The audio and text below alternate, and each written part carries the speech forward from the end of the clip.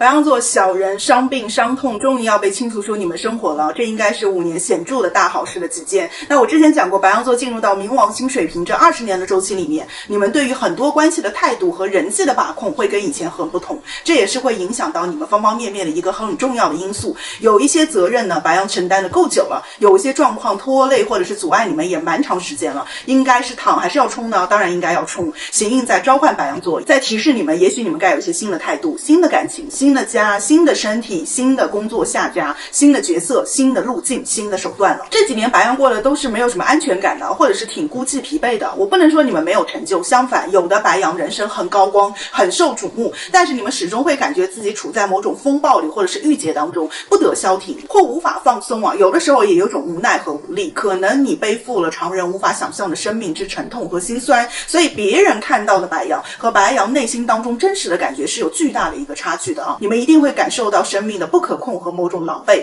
而土星和海王星在25年的5月25日到10月23日起就将进入到你们的星座白羊座的位置了，这将一扫白羊座这几年被动挨打和防御作战的一种苦闷啊！就你们不能往前直接冲，你们得防御。那么白羊明年年中下旬到26年就会逐渐意识到自己不必再那么小心翼翼了，你们可以直接往上冲，你们只需走上正面的战场，不需要有那么多顾忌。虽然此时有挑战也有对手，但至少是在明面上面过来的，就比之前暗中来的要好得多得多。因为你们对明面的对手是不怕的，但是对于一些暗中的小人，暗中来的一些侵扰呢，白羊是多多少少有些无奈的。那么白羊在这1年半的时间之内，有机会成为各行各业流行风尚的标杆，书写不被定义的自己。你们会有很破格的一些尝试，在你们的领域刮起一阵旋风啊！可能很多人都会模仿你们。本来白羊就是很有勇气的星座，那接下来你们会挑战更高的难度，比如说跨界转型、主副业齐开，就类似于那种3期艺人，或者是创业开公司、辞职自立门户，成为自由的撰稿人啦、自由职业者等等的，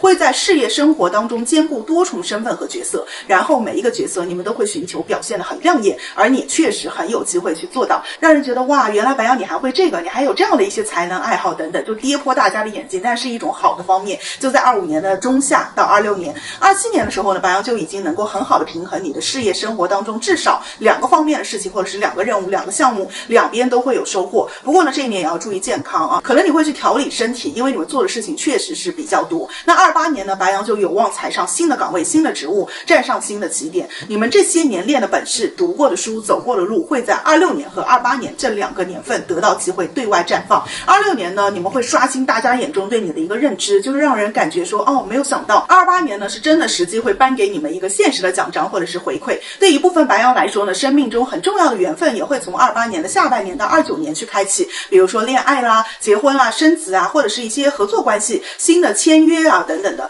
纵观未来的5年呢，是白羊座走出命运的悲伤、强势的归来，或者是强势的去书写新的自己的时间。在历经25年的中下到26年，我已经看不到白羊座对于生活、对于未来有任何的迟疑，有任何的惧怕。你们已经度过了那个忐忑，有的只有争、抢、胜，强大到让人觉得害怕。但是呢，这也是因为白羊从22年以来一路的坚持和勇敢。很多人放弃了，但是白羊撑住了，撑过这个至暗时刻，撑过运不是很好的时候，明后年起就破茧成蝶，一切努力都将被看见，生活也不再藏在阴霾当中。那祝所有的白羊座加油好运啦！我是爱达范老师，用星座心理学一起更好的指导自身生活，拜拜。